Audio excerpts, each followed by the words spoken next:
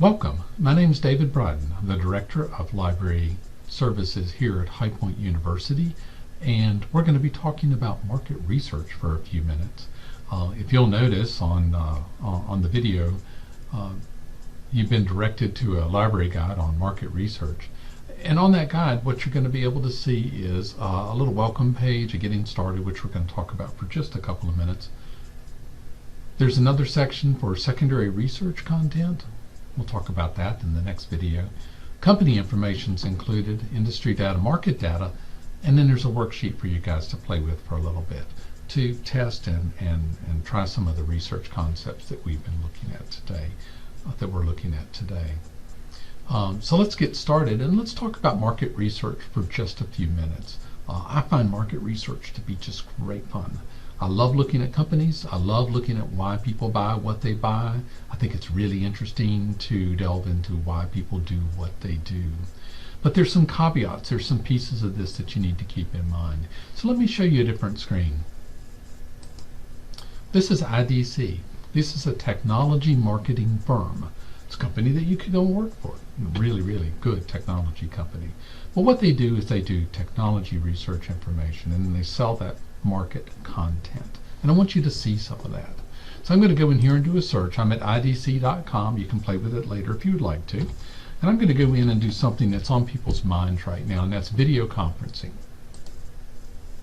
Video conferencing is a really, really big deal because that's how people are talking to each other right now.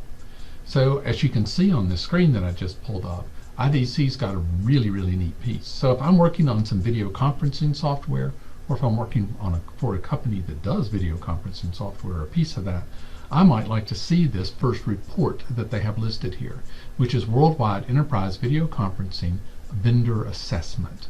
So I'm going to click into this one and take a quick look at it.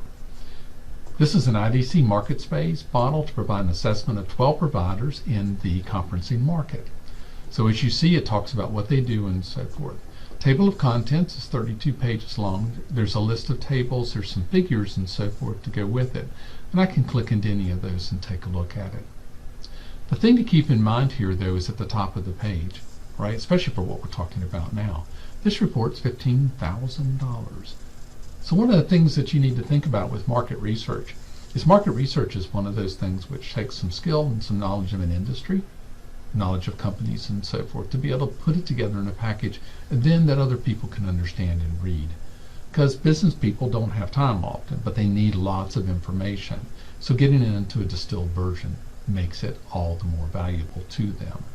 So $15,000, goodness gracious, this is a big company.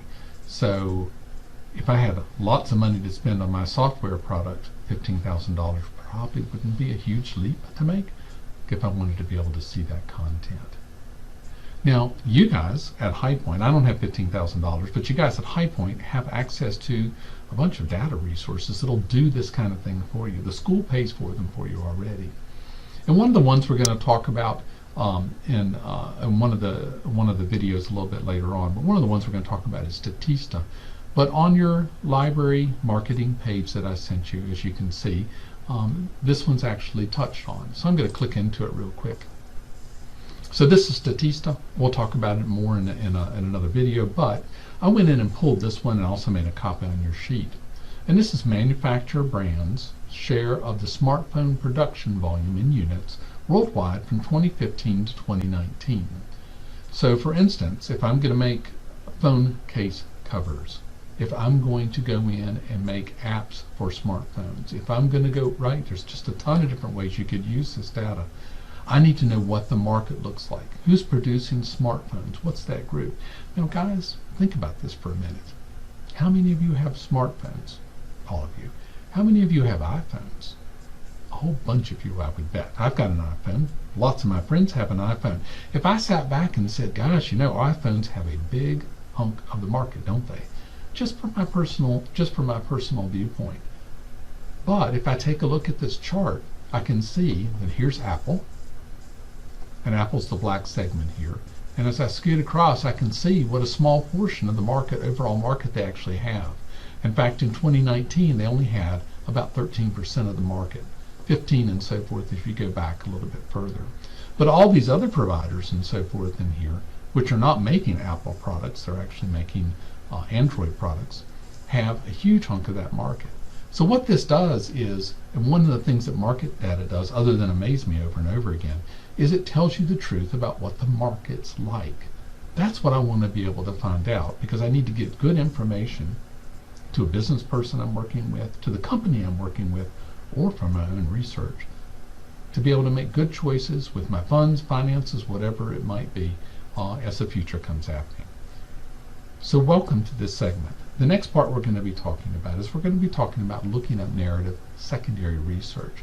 So if you want to flip to the next page, I'll meet you over there with another video. Thank you. Talk to you soon.